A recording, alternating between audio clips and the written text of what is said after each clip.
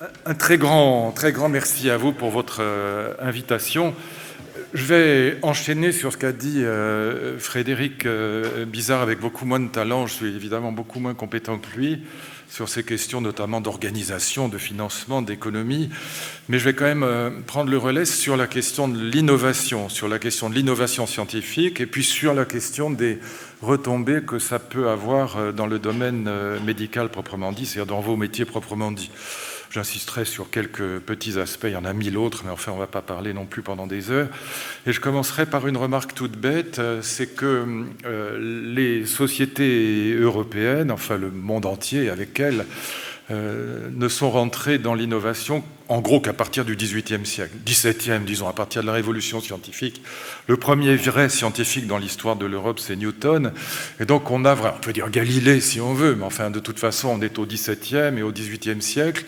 Et c'est à ce moment-là que les sociétés modernes vont rentrer dans une logique d'innovation permanente de plus en plus accélérée. Avant, on n'innove pas, non seulement on n'innove pas, non pas du tout parce que les humains sont bêtes, il n'y a pas une mutation génétique extraordinaire dans l'humanité depuis le XVIIe siècle, mais parce qu'on vit dans des sociétés qu'on appelle traditionnelles aujourd'hui, c'est-à-dire des sociétés qui sont organisées tout entières autour du respect du passé et qui par conséquent n'innovent pas, encore une fois, non pas par bêtise, mais parce que l'innovation est interdite.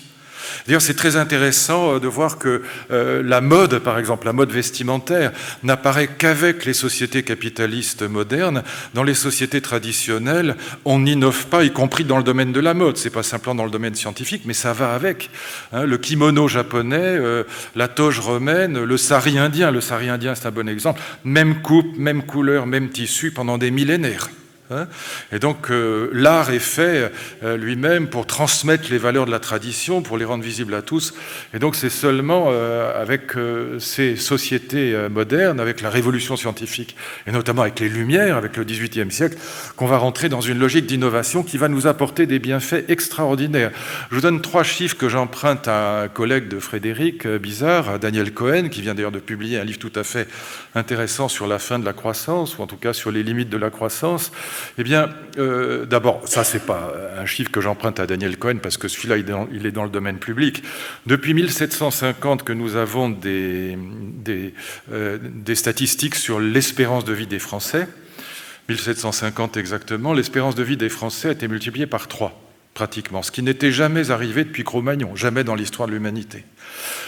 Simplement depuis mon enfance, je suis né en 1951, l'espérance moyenne de vie des Français dans mon enfance était de 63 ans, c'est-à-dire que je serais mort aujourd'hui, et statistiquement, et ce qui serait fâcheux quand même, et elle est aujourd'hui de 83 ans. Et donc, ce qui fait d'ailleurs dire plaisamment aux démographes, nous ne vieillissons depuis les années 50 que de 9 mois par an.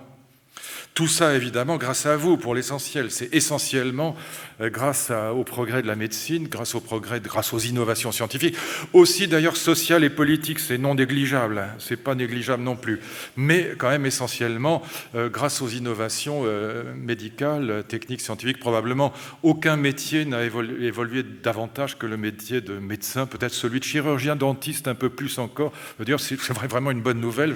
Quand on se souvient de la fraise de mon enfance, on a quand même vraiment progressé de manière extraordinaire, mais tout ça, évidemment, a amélioré le sort de l'humanité. Dans le même temps, depuis 1750, et là j'emprunte les chiffres à Daniel Cohen, le vrai niveau de vie des Français a été multiplié par 20, et simplement depuis 1950, il a été multiplié par 3. Moi, je me souviens très bien de l'après-guerre, enfin les années 50. D'ailleurs, je vous conseille un excellentissime livre d'histoire de mon ami Michel Vinocq qui s'appelle Jeanne et les siens, qui raconte son enfance à Arcueil, dans la banlieue parisienne. On voit à quel point, au lendemain de la guerre, on était quand même dans la misère dans ces grandes villes, et à quel point la situation a formidablement évolué. Et donc, on a là vraiment une série de révolutions scientifiques qui commencent, encore une fois, avec le XVIIIe siècle, qui vont s'accélérer tout au long de l'histoire. On va vivre ce que Daniel Halévy a appelé une accélération de l'histoire, et c'est surtout à partir des années 50 qu'on va accélérer l'accélération, si je puis dire, et notamment sur le plan des découvertes scientifiques.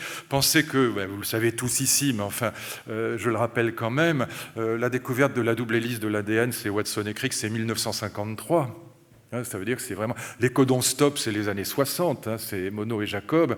Et donc la transcription inverse, toutes ces découvertes du fonctionnement de l'ARN messager, tout ça est extraordinairement récent, ce qui fait qu'un médecin qui a, disons, 80 ans, qui n'exerce plus ou n'a pas à l'université appris la génétique moderne, il a appris simplement les petits poils de Mendel, pas plus, ce qui est déjà bien. Mais bon, on a fait un progrès absolument inimaginable par rapport à cette période de manière extraordinairement rapide. Et les révolutions scientifiques qui viennent sont bien plus impressionnantes. Voilà, je crois que vous avez entendu mon ami Guy Valencien probablement en parler ce matin, je n'étais pas là malheureusement. On peut contester le livre de Laurent Alexandre, mais il est quand même passionnant. La défaite du cancer, la mort de la mort, c'est des livres extraordinaires. Bon, il y a 3 livres qui m'ont vraiment passionné dans les dernières semaines. Le livre de Frédéric Bizard, que je trouve remarquable. Le livre de Laurent Alexandre, La mort de la mort, mais surtout La défaite du cancer, qui est vraiment un livre formidable. Et puis le livre de Guy Valencien sur une médecine sans médecin. Ils ouvrent des discussions, on n'est pas forcément d'accord avec tout. Mais il y a vraiment là matière à réflexion. Et ce que montrent notamment Laurent Alexandre et Guy Valencien, c'est que nous allons vivre 8 révolutions dans les années qui viennent, sur le plan techno-scientifique, je dirais à la fois scientifique et technique. Et ces 8 révolutions vont complètement bouleverser à la fois l'exercice de la médecine et l'économie de la médecine, les deux. L'économie de la santé. Je les indique simplement parce que vous les connaissez comme moi, c'est juste pour qu'on les ait en tête. Évidemment, d'abord et avant tout, on aura les nanotechnologies. Alors, ce qui est évidemment très difficile, c'est que les nanos, c'est au fond l'affaire davantage des physiciens que des biologistes. Et donc, très souvent, les biologistes, les médecins ne savent pas trop, ils voient bien les conséquences, mais le fonctionnement des nanotechnologies. Alors, moi, j'avais demandé à mon ami Étienne Klein, qui est un de nos plus grands physiciens, un homme par ailleurs charmant, de faire un livre sur les nanotechnologies. Il a fait ça pour moi, donc expliquer au fond les nanotechnologies pour les nuls, c'est quasiment ça son livre, c'est formidable. Et on voit à quel point ces nanotechnologies vont nous permettre dans les années qui viennent. Alors après, c'est une question de temps, est-ce que c'est dans 10 ans, dans 20 ans, dans 50 ans, peu importe au fond, ça arrivera, eh bien, de fabriquer des nanomachines qui seront des micro-capteurs qui permettront de repérer, par exemple, des gènes qui ont muté, des gènes qui deviennent cancéreux, et puis et des cellules qui deviennent cancéreuses, et puis éventuellement de les réparer. Et donc, on aura là, évidemment, un progrès, un saut qualitatif dans le domaine de la médecine. Je ne vais pas développer ça. Sur chacune de ces révolutions, on pourrait sans difficulté écrire un livre, et même plusieurs. Donc je les nomme simplement, et puis après, je voudrais en venir aux conséquences. La deuxième grande révolution, ce sera dans le domaine des biotechnologies, mais aussi donc des biotechnologies avec les diagnostics génétiques, la chirurgie génique. Vous avez vu comme moi qu'une équipe chinoise avait suscité un grand débat très récemment. George Church, un des plus grands généticiens américains, a commenté ça d'ailleurs dans Le Monde il y a quelques jours. C'est tout à fait passionnant et en même temps pose beaucoup de problèmes puisqu'on a corrigé le génome de cellules embryonnaires, de cellules germinales. Et donc on voit bien qu'on rentre dans la possibilité de modifier l'humanité. Et on le fera. On le fera, évidemment. On aura beau mettre des freins, des garde-fous, discuter, les bioconservateurs seront là. Mais on ira parce qu'à un moment ou à un autre, quand les tests génétiques vous diront que votre enfant potentiel, votre embryon, et il risque d'avoir l'Alzheimer, le cancer du poumon ou je ne sais pas quoi, quel parent refusera de faire une modification du génome et des cellules qui ont muté? On le fera, évidemment. Regardez ce qui s'est passé pour l'amniosynthèse. On dit « Oh, l'eugénisme, c'est très mal ». 97% des femmes qui détectent une trisomie 21 avortent. Et donc on voit bien qu'on pratique l'eugénisme aujourd'hui. On le fera de la même manière. Ce qui d'ailleurs posera un problème de santé que Guy Valencien a bien analysé dans son livre, c'est que la santé coûtera paradoxalement plus cher au début de la vie qu'à la fin d'une vie, comme c'est le cas encore aujourd'hui. Parce que lorsqu'on aura des thérapies géniques qui seront des thérapies embryonnaires, eh bien, lorsqu'on les fera vraiment, ça coûtera cher. Et on dit toujours que c'est les 15 derniers jours de l'existence humaine qui coûtent le plus cher. Alors de toute façon, il y aura toujours 15 derniers jours, quoi qu'on fasse. Mais là, ça risque de s'inverser en termes d'économie de la santé. Donc il y a là, évidemment, une série de problèmes tout à fait passionnants, aussi bien sur le plan économique que sur le plan moral. Est-ce qu'on ira vers le transhumanisme ou pas ? Oui, évidemment, oui, quelles que soient les barrières qu'on mettra, on finira par y arriver. Et la question de savoir comment on encadrera cette évolution-là est évidemment une question cruciale. Je vais très vite, troisième révolution que nous allons vivre, alors c'est celle de l'informatique. Vous avez vu que Google investit dans Sanofi, mais Google, évidemment, s'est lancé dans la lutte contre le cancer, c'est pas pour rien. Qu'est-ce qui va complètement bouleverser, notamment dans le cas du cancer, la présence présence d'informaticiens et du plus puissant au monde, à savoir Google, eh bien, c'est qu'on va pouvoir, grâce au big data, on va pouvoir comparer entre elles des dizaines de milliers de milliards de cellules cancéreuses. Et bien évidemment, ça permettra de faire des thérapies personnalisées, ce qui n'est pas le cas en France aujourd'hui. On est encore dans des protocoles communs pour le cancer du sein, par exemple, mais là, on pourra faire des thérapies entièrement personnalisées, et donc ce sera un facteur décisif dans l'éradication de cette maladie.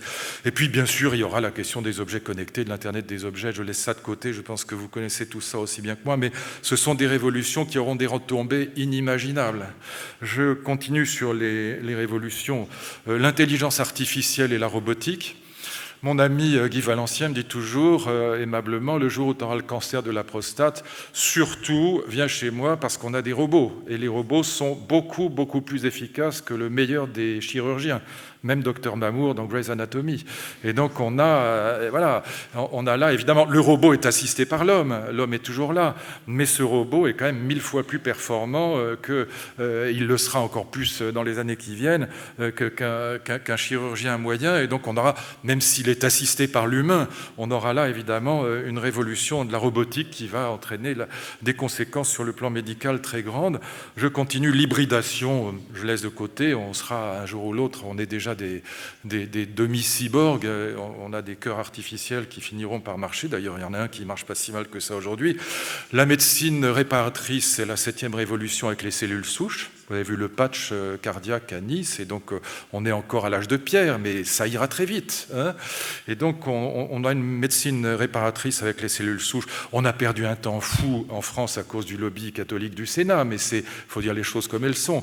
Mais c'est très dommage parce que cette recherche sur les cellules souches est évidemment très importante. Et puis dernière révolution, celle des imprimantes 3D qui permettront aussi d'imprimer des organes. Et donc ce qui est le plus important en fait, c'est que ces 8 révolutions vont converger entre elles. Elles sont absolument en synergie.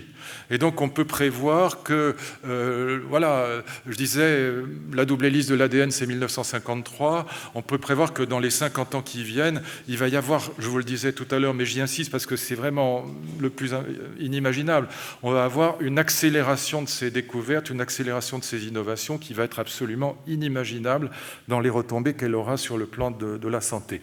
Il y a 3 aspects que je voudrais analyser, simplement 3, il y en a 1000 autres, hein, mais j'en ai choisi 3. Parce qu'il touche quand même directement la question des professions de santé. Premier point, première conséquence que je voudrais évoquer, on en a parlé tout à l'heure, je pense que vous en avez parlé ce matin aussi, la plupart des maladies qui étaient mortelles, quand on vous annonçait, je sais pas, le cancer du foie il y a 50 ans, ou le cancer du poumon, c'était quand même, on vous annonçait un arrêt de mort, la plupart de ces maladies vont, comme vous le savez, devenir chroniques. Bon. Et cette chronicité des maladies, c'est le cas pour la séropositivité, c'est le cas même pour le sida aujourd'hui, c'est le cas pour, moi j'ai, 20 amis qui ont le cancer aujourd'hui depuis 10 ans, depuis 15 ans, et qui sont toujours, si je puis dire, en pleine santé, bien que ce soit une épée de Damoclès présente en permanence au-dessus de leur tête. Eh bien, cette chronicité des maladies, elle va impliquer de la part du médecin un rôle nouveau, je pense un rôle de sagesse, j'allais presque dire, qui sera un rôle nouveau, parce que l'un des intervenants le disait très justement tout à l'heure, le médecin gardera évidemment, même si ces nouvelles technologies vont être une assistance technique et scientifique extraordinaire pour lui, le médecin gardera sa stratégie diagnostique et sa stratégie thérapeutique, j'en suis tout à fait d'accord. Il gardera un rôle de contrôle par rapport aux analyses qu'on lui donnera. Maintenant, soyons clairs, la clinique, le bon vieux klinein grec, la clinique, d'ailleurs qui a deux significations, c'est le médecin qui se penche sur le malade, mais c'est le malade qui est couché, c'est ça, la clinique étymologiquement, c'est ces 2 inclinations, si je puis dire, ces 2 inclinaisons. Eh bien, il est évident que même si le médecin garde la thérapeutique et le diagnostic, la clinique va en prendre un coup, il faut être honnête. Lorsqu'on détectera une maladie avant, quelquefois des années avant l'apparition des symptômes, qu'est-ce que vous ferez de la clinique ? Le bon vieux toucher rectal ou la palpation des seins, ça disparaîtra. Oui, quand je dis le bon vieux, il y a des trucs plus amusants dans la vie, mais bon, chacun... Mais oui, c'est quand même le cœur du métier, voilà.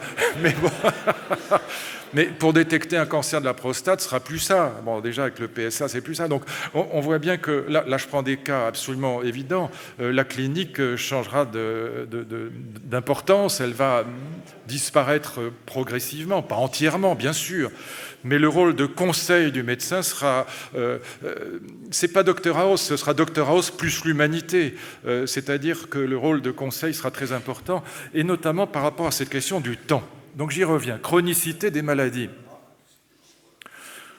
Chez les Grecs, dans l'Antiquité, apparaît une idée, elle apparaît en fait pour la première fois dans l'Odyssée d'Homère, c'est le premier livre à la mettre en scène, cette idée. Elle apparaît une idée qui est à la fois très importante pour comprendre aujourd'hui le discours qu'on peut tenir aux malades en fin de vie, mais aussi par rapport à cette chronicité des maladies, c'est-à-dire comment apprendre à vivre avec une maladie qui est quand même, encore une fois, une épée de Damoclès. Qu'est-ce que le médecin va dire à son patient là-dessus? Qu'est-ce qu'il peut dire? Est-ce qu'il se contente de regarder les analyses de sang ou les analyses génétiques et puis d'élaborer une stratégie? Non, il peut aussi avoir un rôle de conseil qui, à mon avis, va devenir de plus en plus important par rapport justement à ce phénomène relativement nouveau de la chronicité des maladies. Donc je reviens à mon Odyssée d'Homère, donc 8e siècle avant Jésus-Christ, apparaît une idée qui va traverser toute l'histoire de la philosophie, qu'on retrouvera chez Spinoza, qu'on retrouvera chez Nietzsche, qu'on retrouvera aussi dans le bouddhisme, par exemple, et même dans le taoïsme, c'est l'idée qu'il y a deux mots qui pèsent sur la vie humaine, deux mots MAUX, le passé et le futur. Le passé nous tire en arrière, soit qu'il ait été heureux. Quand il a été heureux, il nous tire en arrière par une passion qui est extrêmement puissante, que les romantiques allemands vont exploiter jusqu'à la lie, si je puis dire, c'est la nostalgie. Et quand il a été malheureux, le passé, lorsqu'on a fait une bêtise, par exemple, eh bien, ce sont d'autres passions que Spinoza appelait les passions tristes qui nous réveillent la nuit et on essaye de corriger le tir. Les hontes, les regrets, les remords, les culpabilités. Et donc ces passions-là, nostalgie ou remords, regrets, culpabilité, nous tirent en arrière. Et lorsqu'on parvient à s'arracher au passé, généralement, c'est pour se précipiter dans le futur en s'imaginant que ça ira mieux après, quand on aura changé de ceci ou de cela, quand on aura changé de coiffure, de chaussures, de voiture, de métier, de maison, de mari, de femme. Remarquez que quelquefois, ça peut quand même rendre service, mais je vous laisse juge. Mais voilà, et c'est le grand thème pour ceux qui ont fait du latin à l'école, enfin à l'école, au lycée, c'est le grand thème des lettres à Lucilius. Sénèque disait, donc le plus grand stoïcien romain, à force de vivre dans le passé ou vivre dans le futur, nous manquons de vivre, disait-il. Regardez l'Odyssée d'Homère, pendant 20 ans, Ulysse est en guerre ou en voyage, un voyage épouvantable où il perd tous ses compagnons. Et donc pendant 20 ans, Ulysse, il est dans la nostalgie d'Ithaque, sa ville, et de sa femme, Pénélope. Il est dans l'espérance d'Ithaque. Il n'est jamais dans l'amour d'Ithaque. Les stoïciens avaient une formule admirable pour résumer cette idée. Le sage est celui qui parvient à regretter un peu moins, à espérer un peu moins, à aimer un peu plus. Là, le conseil de sagesse du médecin, dans cette optique-là, peut être très important. Et n'oubliez jamais une chose, c'est que pour les Grecs, en tout cas pour cette sagesse-là, mais aussi bien pour les bouddhistes, l'espérance est la pire des choses. L'espérance, c'est le mal, c'est le contraire des chrétiens. Un sage grec ne dirait pas comme Jean-Paul II, entrez dans l'espérance, il vous dirait surtout n'y entrez pas, parce que l'espérance est une négativité. Si vous espérez la santé, c'est que vous êtes malade. Si vous espérez la richesse, c'est que vous êtes pauvre. Comme dit mon ami André Comte-Sponville, espérer, c'est désirer sans jouir, sans savoir, sans pouvoir. Et oui, vous désirez la santé, c'est que vous n'en jouissez pas. Vous ne savez pas quand ça va venir, si c'est une maladie grave en tout cas. Et puis, vous ne pouvez pas le faire advenir. Si vous pouviez, vous ne vous en priveriez pas. Et donc, encore une fois, espérer, c'est être dans la non-jouissance, dans l'ignorance et dans l'impuissance. Et donc on est dans le contraire là du message chrétien, l'espérance est la pire des choses, et donc essayons, carpe diem, d'habiter le présent. Comment habiter le présent quand on vit avec sa maladie? Voilà une question d'éthique médicale qui, je pense, va devenir de plus en plus importante. Mon deuxième sujet d'intérêt, il porte sur les freins à l'innovation. Il va y avoir énormément de freins à l'innovation. Et pas simplement parce que ça coûte cher, comme on l'a dit tout à l'heure. Oui, le traitement de l'hépatite C, qui est d'ailleurs un truc absolument génial, ça coûte à peu près 50 000 €. Mais en même temps, ça évite tellement de maladies secondaires qu'au final, on y gagne quand même. Et puis humainement, c'est l'évidence. Mais même économiquement, ça peut se discuter. Mais indépendamment de ces freins économiques, il va y avoir des freins à l'innovation sur lesquels je voudrais attirer votre attention. Ils vont être énormes, aussi bien sur le plan philosophique que sur le plan politique et même économique, mais économique pas au sens de la dépense d'argent, mais au sens de la vision du monde. Et je voudrais en dire quelques mots avant de vous laisser en paix. Nous avons vécu dans la vieille Europe une véritable prolifération des peurs. Soyons clairs, nous avons peur de tout aujourd'hui. Nous avons peur du sexe, de l'alcool, du tabac, de la vitesse, des côtes de bœuf, des volailles, des nanotechnologies, des OGM, du réchauffement climatique, de Claude Allègre et de 1000 choses plus abominables encore. Si c'est possible. C'est mon vieil ami, rassurez-vous. On écrit là, on ne peut pas dire qu'Haroun Tazieff et Allègre étaient de grands amis, mais nous écrivons un livre ensemble. Voilà, donc je vous garantis que j'ai beaucoup d'amitié pour lui, beaucoup d'affection pour lui. Mais nous avons vécu non seulement une prolifération des peurs, mais nous avons vécu une déculpabilisation de la peur sous l'effet des mouvements écologiques. Je vais dire les choses très simplement. Quand j'étais petit, pour parler comme dans les familles, à l'école comme à la maison, ce qu'on nous disait, c'est un grand garçon, ça n'a pas peur, une grande fille, ça n'a pas peur. Grandir, devenir une grande personne, pour parler comme Saint-Exupéry, c'est être capable de ne plus avoir peur du noir, de quitter ses parents, d'aller vers le grand large, c'est être capable peut-être même de se porter au secours d'une personne faible agressée dans un train ou dans un métro. Je ne dis pas qu'on était forcément au niveau, mais c'était l'idée. Vaincre les peurs. Pourquoi ? Parce que c'est le message de la philosophie depuis toujours. Les peurs nous rendent bêtes et méchants. Le sage est celui qui a vaincu les peurs. Pensez à l'état dans lequel nous sommes lorsque nous sommes saisis par une petite phobie. La peur des petites algues au fond de l'eau, la peur du noir, c'est la première, la peur d'un ascenseur qui tombe en l'air, en panne, pardon, la peur d'un... Oui, bon lapsus, oui. Ouais. Voilà, j'étais l'autre jour avec Finkielkraut à la maison de la radio. Le truc est tombé en panne, mais il était tétanisé d'angoisse. Je disais, mais attends, arrête, ça ne tombe pas pour autant. Voilà. Et je vois à quel point on a tout ça. Les peurs des petits orvets, les petits serpents, les petits insectes, les petites souris. Soyons clairs, la souris tue très peu chaque année. Et donc, si vous êtes tétanisé d'angoisse par une petite souris, voyez bien que ça vous rend bête. Et en plus totalement égocentrique. Le sage est celui qui, ayant vaincu les peurs, quels sont les critères de la sagesse pour les Grecs ? Ayant vaincu les peurs, il est capable de penser et d'aimer. C'est ça la sagesse, penser et aimer. Capable de penser librement et d'être ouvert aux autres, d'être dans la générosité, dans l'humanité, c'est ça le sage. Et donc nous avons vu, en effet, sous l'effet des mouvements écologistes, nous avons vu une déculpabilisation de la peur. Les écologistes ont présenté la peur non pas comme une passion honteuse et infantile. Il y a un livre qui compte en Allemagne, qui a énormément compté, un livre de Hans Jonas, un philosophe qui est mort il y a quelques années, s'appelle « Le principe responsabilité ». Et dans ce livre, qui a été la Bible des écologistes allemands, il y a, et d'ailleurs dans toute l'Europe du Nord, il y a un chapitre qui s'appelle « Heuristique de la peur ». Je pense qu'en tant que médecin, les mots grecs ne vous effraient pas. Eurisko, je découvre. La peur est la passion qui nous fait découvrir, c'est ça, heuristique de la peur, les menaces qui pèsent sur le monde. Et donc, on a renversé la perspective. La peur n'apparaît plus comme une passion honteuse et infantile. Elle apparaît comme le premier pas de la sagesse, entendu au sens de ce fichu principe de précaution qu'on a inscrit dans la Constitution de manière totalement absurde. Et c'est la droite qui l'a fait. Quand la droite fait des conneries, comment voulez-vous demander à la gauche d'en faire moins ? C'est quand même délicat, si je peux me permettre. Et donc on a là évidemment un problème majeur, c'est que ce principe de précaution dont la formulation est absurde, elle est absurde dans la Constitution, ça a été inscrit en février 2005. Non, pardon Claude Evin, mais c'est vrai, vous êtes d'accord ? Oui, d'accord. Oui, mais c'est la droite qui a inscrit le principe de précaution, qui était quand même une idée de gauche. Bon, donc je suis obligé de formuler les choses comme ça.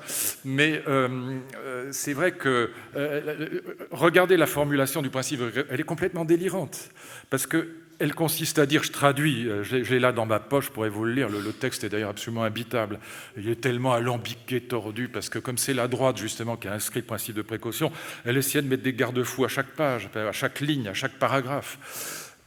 L'idée est la suivante, ça n'est pas parce qu'on ne peut pas prouver en toute certitude que quelque chose est dangereux qu'il ne faut pas l'interdire. C'est ça, vous voyez comme c'est... Non, mais c'est vrai, c'est pas une blague, c'est pas une blague. Autrement dit, si j'applique par exemple aux OGM, c'est très intéressant. Ça n'est pas parce que personne n'a démontré que les OGM seraient dangereux qu'il ne faut pas les interdire. Et la première application du principe de précaution par le Conseil d'État, ça a été justement l'interdiction de la mise sur le marché par le ministère de l'Agriculture d'un certain type d'OGM. Très intéressant. Encore une fois, je le répète parce que c'est tellement tordu. Ce n'est pas parce qu'on ne peut pas prouver que les OGM sont dangereux qu'il ne faut pas les interdire. Avec ça, vous ne mettez pas l'aspirine sur le marché. Et donc, on est là dans une espèce de frein à l'innovation qui est devenu complètement délirant. Et ce qui est très fort dans le cas des OGM, j'en dis un petit mot parce que ça vaut... regardez par exemple des laboratoires scientifiques, par exemple Bayer, qui a fait des choses absolument extraordinaires, mais ils sont constamment en France freinés par ce principe de précaution dans leurs innovations.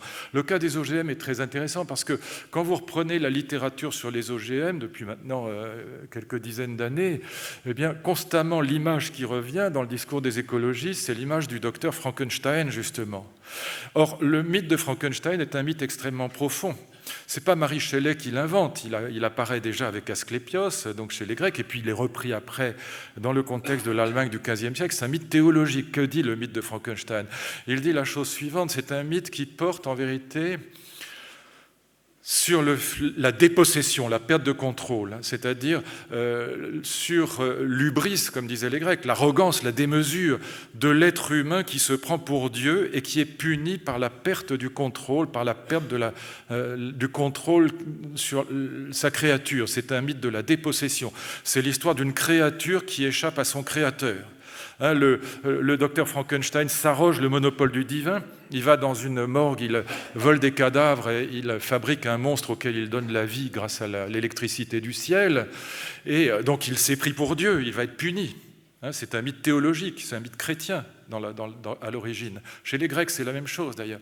C'est un mythe de l'hubris, un mythe de la démesure. Donc il va être puni, et quelle est la punition? Eh bien, c'est que sa créature va lui échapper. La créature échappe au Créateur, parce qu'il n'est pas Dieu.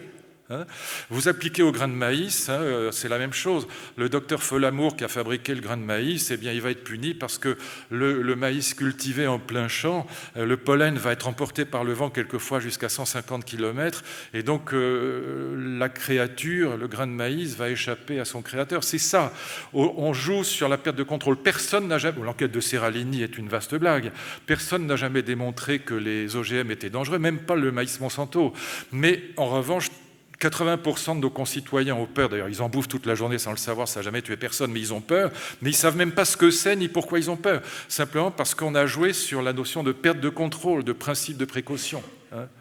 Donc on a là quelque chose qui va évidemment peser sur les innovations que je viens d'évoquer, d'autant que certaines sont dangereuses. Moi je ne suis pas totalement rassuré par la possibilité de modifier l'espèce humaine, ce n'est pas quelque chose d'anecdotique. Bon, donc je ne dis pas qu'on a tort, je ne suis pas contre la précaution, personne n'est contre, personne ne plaide pour un principe d'imprudence, mais l'inscrire dans la Constitution était débile, et deuxièmement, la formulation est absurde, qu'on soit dans la prudence très bien, mais certainement pas dans ce principe de précaution.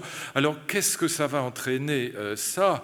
Quelque chose qui est tout à fait intéressant à comprendre, même si ce n'est pas très heureux pour nous. Je discutais l'autre jour avec le patron de Google, justement, qui s'est investi, comme je le disais tout à l'heure, non seulement dans Sanofi, mais dans la lutte contre le cancer, avec cette idée que le big data va permettre, encore une fois, une médecine personnalisée, ce qui est tout à fait juste. Bon. Mais il me disait quelque chose de tout à fait profond et juste. Il me disait, nous, aux États-Unis, nous, les Américains, face aux innovations, et notamment en matière de santé, face aux innovations, nous réfléchissons immédiatement au service rendu aux consommateurs. Service rendu aux consommateurs. Vous, les Français, première chose à laquelle vous réfléchissez, vous vous précipitez immédiatement, non pas service mais protection, non pas consommateur mais citoyen. Service aux consommateurs, protection du citoyen, ce n'est pas la même chose. Il ajoutait, non sans ironie, nous avons les GAFA, Google, Apple, Amazon et Facebook, vous avez la CNIL. C'est pas la... Mais c'est... Je ne méprise pas la CNIL fait du très bon travail, mais dans un genre qui est totalement... Ils sont debout sur les freins. C'est normal, c'est leur métier. Donc je n'ironise pas entièrement. Je suis français, je ne suis pas que américain, si je puis dire. Mais c'est une question de rapport, et dans le domaine de la santé, je pense que les freins vont être extrêmement nuisibles. J'évoquais tout à l'heure l'interdiction de la recherche sur les cellules souches, qui était une absurdité, bon, mais aussi l'interdiction des cultures d'OGM. Vous savez que les faucheurs d'OGM ont été protégés par le ministre de la Justice, simplement pour ne pas gâcher le Grenelle de l'environnement. Bon, c'est quand même, ces faucheurs d'OGM n'ont pas fauché des OGM, ils ont fauché des années de recherche. Qu'on soit pour ou contre les OGM, c'est idiot de faucher la recherche sur les OGM. Et donc je pense qu'on va avoir donc, dans cette vieille Europe un vrai problème, c'est que toutes les innovations dans l'innovation sont américaines. Encore une fois, les GAFA, c'est américain, il n'y a aucun équivalent en Europe, ce n'est pas simplement en France. Un vrai problème. On commence tout juste à rentrer dans l'économie collaborative. Et donc on a là vraiment quelque chose d'inquiétant. Troisième sujet de préoccupation, et puis je terminerai avec des questions d'économie. Je demanderai à notre ami Frédéric Bizard de fermer les oreilles parce que je vais dire des choses extrêmement basiques. Mais je pense que de temps en temps, il faut revenir aux fondamentaux. On aura un troisième problème par rapport à ces innovations technoscientifiques qui vont bouleverser vos métiers de la santé. C'est qu'il y aura de très très grandes inégalités. Il y aura des inégalités économiques, en effet. Les gens voudront tous le meilleur traitement, avoir les anticancéreux, le truc, l'hépatite C. Bon. Et donc, comme ça coûte très cher, on aura évidemment la tentation d'avoir une médecine à 2, 3, 4 vitesses, parce qu'on pourra contourner la médecine et payer soi-même si on veut obtenir ces médicaments que la sécurité sociale ne pourra rembourser que de manière équitable et moyenne. Donc on aura des problèmes économiques, on aura des problèmes intellectuels. Ces 8 révolutions, je vous disais tout à l'heure que sur chacune d'entre elles, on peut sans difficulté écrire un gros livre. Intellectuellement, ça nous dépasse tous. Aucun d'entre nous n'est capable d'être bon sur ces 8 révolutions, d'être au niveau. C'est extrêmement difficile. Rien que les nanos, par exemple, c'est très compliqué. Et puis en plus, ça bouge absolument sans arrêt. Quand vous regardez la loi de Moore pour les ordinateurs, c'est absolument fascinant. Le big data, j'étais hier, j'écoutais une conférence d'un data scientist tout à fait sympathique d'ailleurs, mais c'est à devenir fou, c'est extraordinairement complexe. Les algorithmes utilisés pour donner du sens à cette espèce de nuage absolument hallucinant qu'est le net mondial sur une minute, c'est un boulot de très très haut niveau de mathématiques statistiques. Et puis beaucoup d'intelligence. Donc aucun d'entre nous n'est capable de maîtriser ces 8 révolutions intellectuellement. Et donc le paysan de Corrèze, qu'est-ce que vous voulez qu'il en pense ? Quand Laurent Alexandre dit les NBIC vont bouleverser nos vies, vous allez vivre 300 ans, le mec il comprend même pas de quoi on parle. Donc comment voulez-vous, troisième inégalité, que politiquement quiconque puisse prendre des décisions sur ces sujets ? S'il y avait un terreau écrit à l'Assemblée nationale sur ce que c'est que le big data et l'Internet des objets, je pense qu'il n'y aurait pas 10 députés pour être capable d'en donner une définition même approximative. Et c'est normal, ce n'est pas leur métier. Mais comment voulez-vous qu'ils légifèrent sur des sujets comme cela ? Et comment voulez-vous que le peuple, donc on a un problème démocratique, suive ces questions-là et puisse avoir la moindre opinion éclairée sur ces sujets ? Personne n'y arrivera. Vous voyez bien qu'on a un énorme problème. Voilà pourquoi les transhumanistes, l'université de la singularité aux États-Unis, ça prospère, ça progresse avec énormément d'argent, ça va extrêmement vite, mais complètement en dehors des scanners de la démocratie. C'est un vrai problème. Je termine par une réflexion sur la croissance. Et donc là, pardon Frédéric, je vais être extrêmement basique, mais je pense encore une fois que les bases sont tout à fait passionnantes. Vous avez aujourd'hui, et d'ailleurs repris dans le dernier livre de Daniel Cohen, entre autres, mais il y a un débat sur la croissance. Est-ce qu'on va rentrer dans un monde de croissance ? Patrick Artus dit non, Daniel Cohen dit non, Piketty dit non.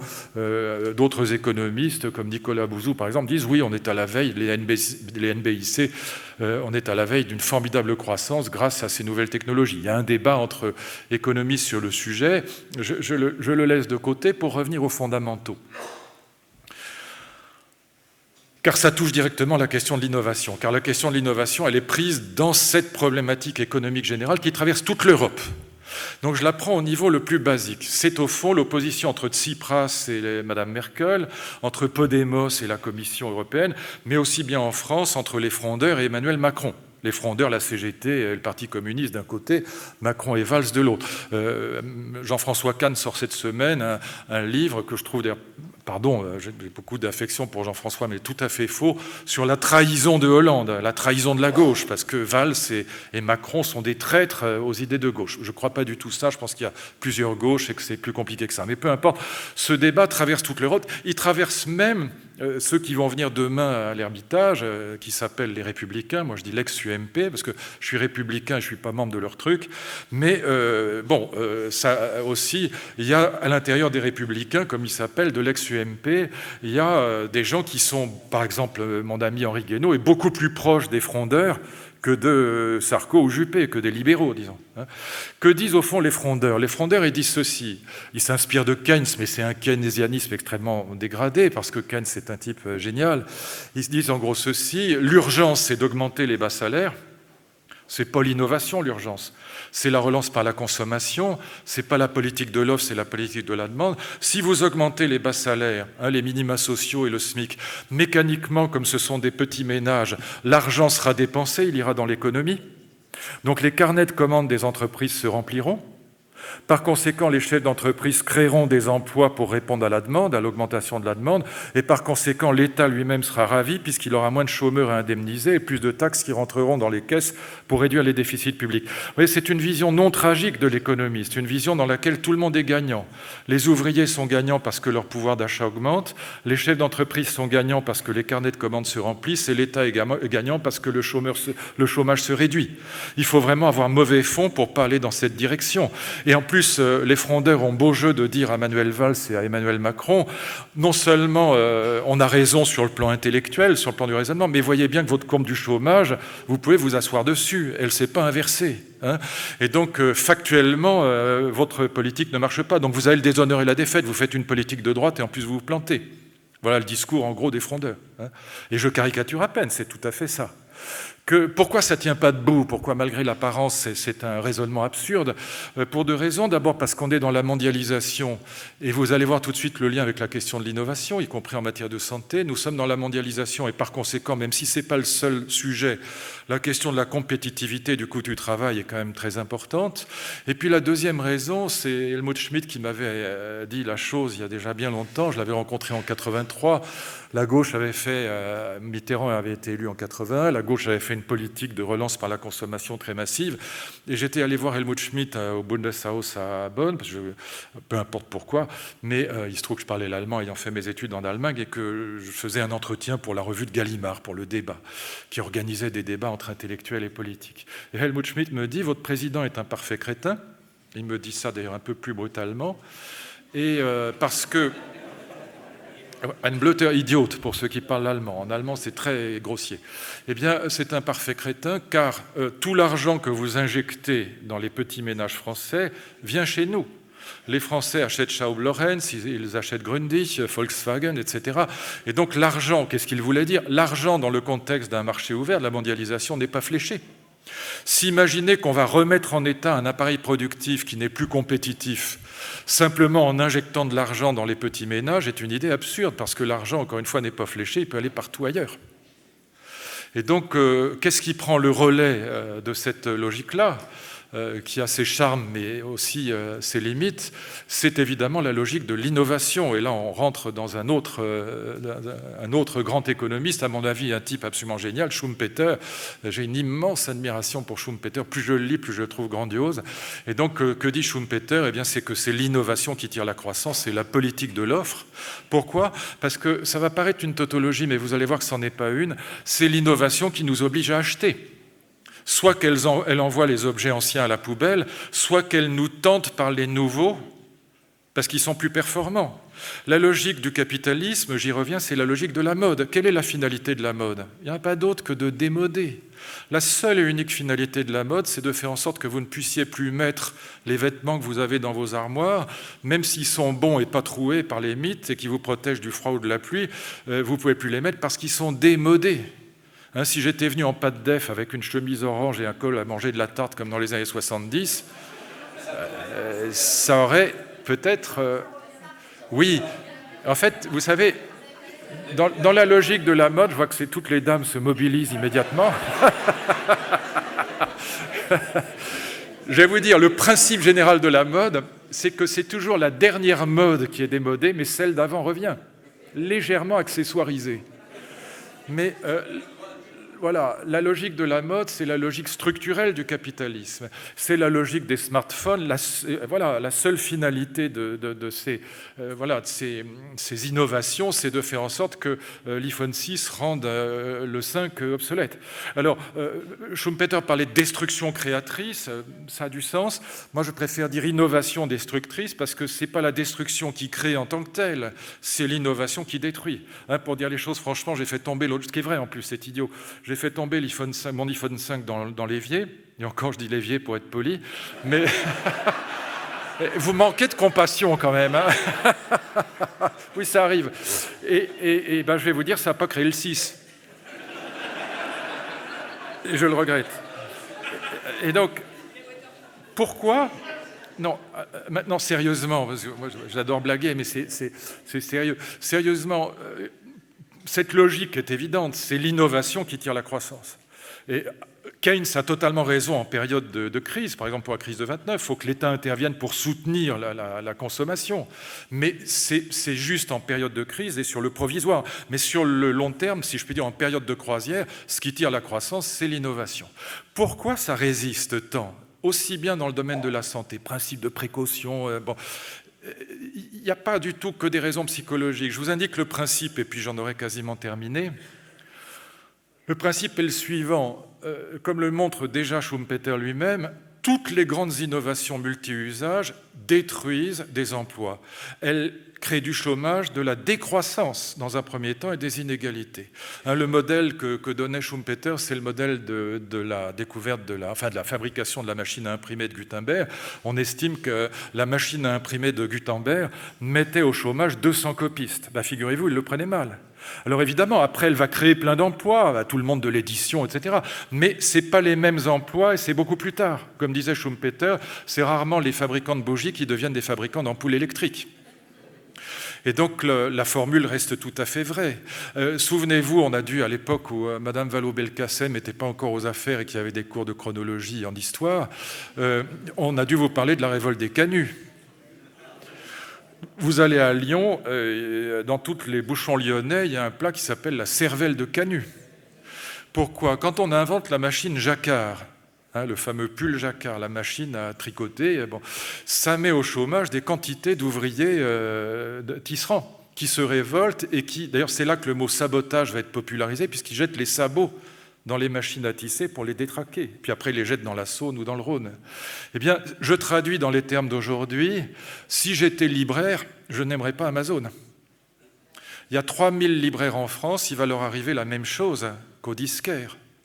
Et ceux qui resteront en place, il y en a, mais pas beaucoup. Ce sont ceux qui auront innové, qui dans 20 ans continueront à inviter Jean d'Ormesson à faire des signatures, car nous l'aimons tous et donc il sera forcément là. À moins que je l'ai remplacé, mais oui, c'est la 3D. Oui, absolument, un hologramme. Et évidemment, ceux qui auront, je ne sais pas, installé un salon de thé dans leur librairie, mais que sais-je, mais qui auront trouvé des innovations qui permettront de concurrencer, évidemment. Et ce qu'on appelle l'ubérisation du monde, le mot a été inventé par Maurice Lévy, à juste titre, cette économie qu'on dit collaborative. Cette ubérisation du monde va atteindre absolument tous les secteurs, y compris le vôtre. Ça atteint les avocats, ça atteint les médecins, ça atteint les pharmaciens, exactement comme les taxis avec Uberpop. Et donc on a là, et les loueurs de voitures avec Blablacar, et les hôtelleries avec Airbnb, et les grands magasins avec venteprivée.com, etc., etc. Et donc on a là quelque chose, un mouvement qui va susciter des réticences très grandes. Et contrairement à ce que dit Jeremy Rifkin, je ne sais pas si quelques-uns parmi vous l'ont lu, on ne va pas du tout rentrer dans la fin du capitalisme, on va rentrer dans un super capitalisme, c'est-à-dire une dérégulation comme jamais et une vénalité comme jamais. Les types qui prennent Blablacar ou Airbnb, ce n'est pas par souci de l'autre, c'est parce que c'est moins cher. Voilà. Et moi, j'ai pas envie d'avoir un mec qui me blablate dans les oreilles dans ma voiture de Paris à Marseille toute la journée. Donc, c'est simplement quand on n'a pas d'argent que c'est plus rentable. Voilà, c'est tout. Donc, et quand mes filles prenaient Uber Pop, elles se souciaient pas du malheureux chauffeur de taxi qui avait payé sa patente 300 000 €, ni non plus du vieux prof de collège qui faisait, après ses heures de cours, chauffeur pour mettre du beurre dans les épinards. Elles prenaient Uber Pop, non pas du tout par charité chrétienne, mais parce que c'était moins cher et plus commode. Point final. Et donc ce que raconte Rifkin là-dessus, c'est de la pure blague. Et on assiste d'ailleurs assez rarement dans l'histoire à la naissance d'une idéologie, au sens marxiste du terme, à ce point transparente. Prétendre qu'on va rentrer dans le monde des bisounours et que c'est la fin du capitalisme, de la propriété, etc., est totalement grotesque. Mais évidemment, cette logique-là va susciter des freins considérable à l'innovation. Regardez ce qui s'est passé avec Uber Pop, on a interdit immédiatement. Ce qui, entre parenthèses, est assez idiot, parce que ce n'est pas la solution. Tout ça va être contourné très facilement. On n'a pas réfléchi suffisamment. Et donc, juste un dernier point, puis je m'arrête là. Voyez, la logique schumpeterienne, il faut que vous compreniez ça, parce que c'est vraiment là que ça devient intéressant. Cette logique schumpeterienne qui à la fois montre que l'innovation est salvatrice, elle est géniale, et notamment dans vos domaines, mais qu'en même temps elle est problématique, elle a une part d'ombre puisqu'elle crée de la décroissance et du chômage. Elle crée aussi des inégalités, disais-je. Pourquoi ? Malheur à nos enfants s'ils n'ont pas des bons diplômes aujourd'hui. Je vous donne un chiffre terrible, 10% des non-bacheliers sont au chômage en 1960, 50% aujourd'hui. Ne pas avoir un bon diplôme, c'est se fermer l'accès au travail aujourd'hui, très largement, pas entièrement, il y a des exceptions. Et inégalité, donc si vous n'avez pas fait des bonnes études, si vous n'avez pas le bac, vous êtes fichu. Et comme je dis toujours, pardon, pour ne pas avoir le bac aujourd'hui, il faut faire la demande. Et donc, bah oui, 90% sur un an, 97% sur 2 ans, et donc il y a toujours des malheureux qui se prennent le pied, mais c'est quand même. Mais si vous ne l'avez pas, c'est une catastrophe. Effet de cette logique de l'innovation technologique, nos enfants quittent le foyer familial. Voilà, c'est pour ça que je vous dis qu'il y a des ramifications sans fin. Nos enfants quittent le foyer familial de plus en plus tard. Tenez-vous bien, j'ai fait une étude avec Nicolas Bouzou pour Fillon en 2011. On a regardé ça, à quel âge les enfants quittent le foyer familial. Eh bien, en Espagne, qui est évidemment le record d'Europe, on quitte le foyer familial en moyenne à 31 ans. 31 ans. 31 ans. Balzac écrivait, mesdames, un livre s'appelait La femme de 30 ans, vous vous souvenez, pour décrire, non pas l'entrée dans la vieillesse, mais enfin tout de même, la dernière expérience amoureuse de cette dame. Et quant à Rousseau, dans Les Confessions, quand il tombe amoureux de Madame de Varins, il a 16 ans, et il écrit cette phrase qui me fait toujours hurler de rire, « Elle avait perdu le charme de la jeunesse, elle avait 28 ans. » C'est mignon. Bon, non, mais c'est juste pour montrer à quel point l'idée qu'on quitte le foyer familial à 31 ans, chez nous en France c'est autour de 24 ans, 25 ans. Mais on revient le dimanche pour que maman fasse la cuisine et la lessive, et c'est les parents qui payent le studio ou la chambre d'étudiant très souvent. Donc en vérité, vous voyez, c'est pas très loin finalement. Et donc on a là, vous voyez, des effets de l'innovation qui sont pas simplement des effets de frein psychologique, mais qui sont des effets objectifs avec une grande question, qui est la question de savoir ce que l'État doit faire par rapport à ça. C'est pour moi la seule grande question politique aujourd'hui. Quel doit être le rôle de l'État face à cet immense rouleau compresseur, schumpeterien si je puis dire, d'innovation destructrice permanente? Quel est le rôle de l'État? C'est ça. Si j'étais en politique, je dirais à mes amis, mais centrez-vous sur cette question, qu'est-ce qu'on fait? Avec évidemment une réponse parmi d'autres, mais qui est la plus cruciale aujourd'hui, c'est la formation permanente, le scandale des 32 milliards qui sont foutus en l'air littéralement aujourd'hui, parce que si vous perdez un emploi, mais que vous le retrouvez dans les 6 mois, c'est pas dramatique, dans les 3 ans, c'est foutu. Donc il faut un peu de bon sens aussi en politique. Mais vous voyez, il faut comprendre que ces questions-là n'émergent que si on a compris la logique de fond des sociétés modernes. Je termine avec une dernière remarque. Alors, deux remarques, et puis je promets, j'arrête. Est-ce que le débat droite-gauche est terminé? Pas du tout.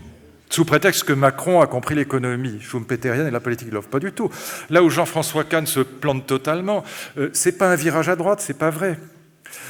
Comme le disait Victor Hugo de manière géniale dans Les Misérables, il y a 2 problèmes économiques. Produire, disait-il, répartir. Premier problème, la production. Deuxième problème, la répartition.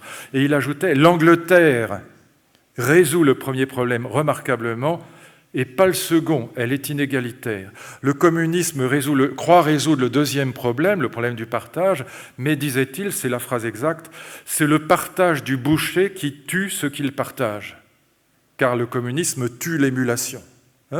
Donc on y est. Donc le débat droite-gauche aujourd'hui, si les gens étaient un peu intelligents, ne devrait pas porter sur la production, mais sur la répartition des richesses. Comme dit Aristote, pour être généreux, il faut être riche.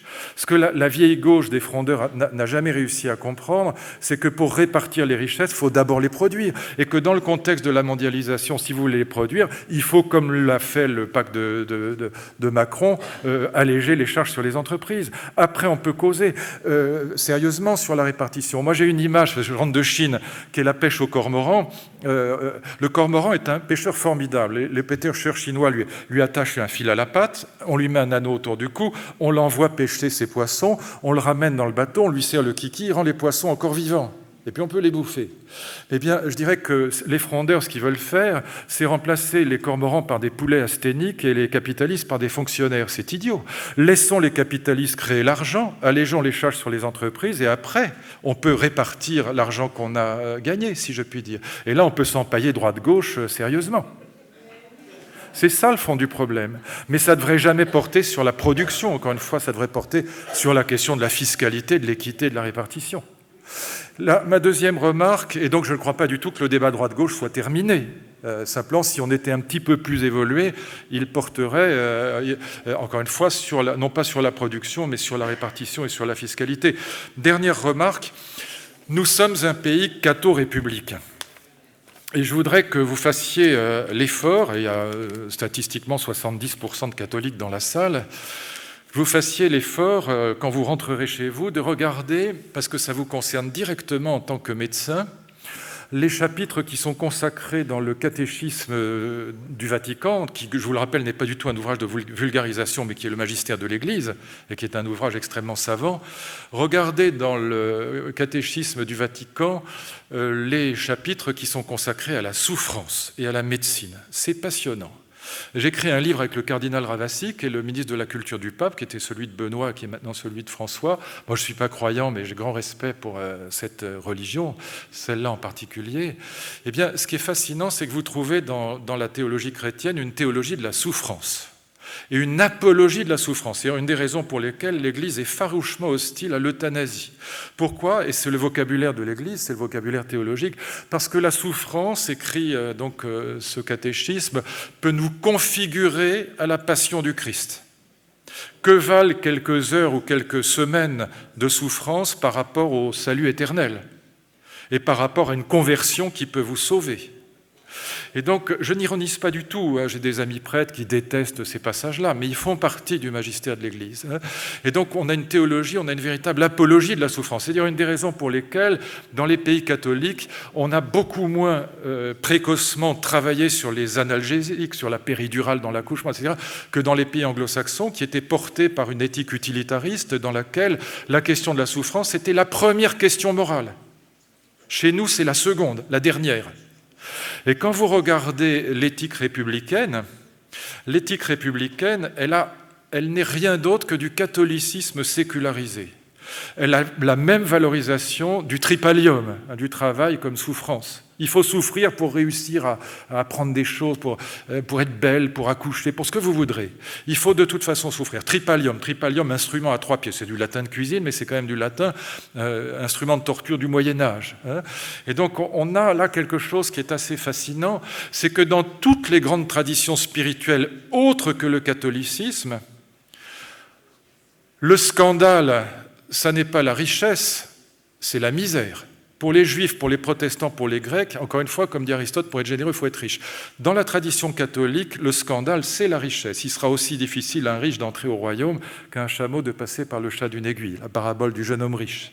Eh bien, on a là évidemment quelque chose qui est, je disais tout à l'heure, ils ont les GAFA, on a la CNIL. Sur le plan moral, l'idée catho-républicaine est admirable. Sur le plan de l'innovation, de la santé et de l'économie, ce n'est pas un cadeau. Merci de votre attention.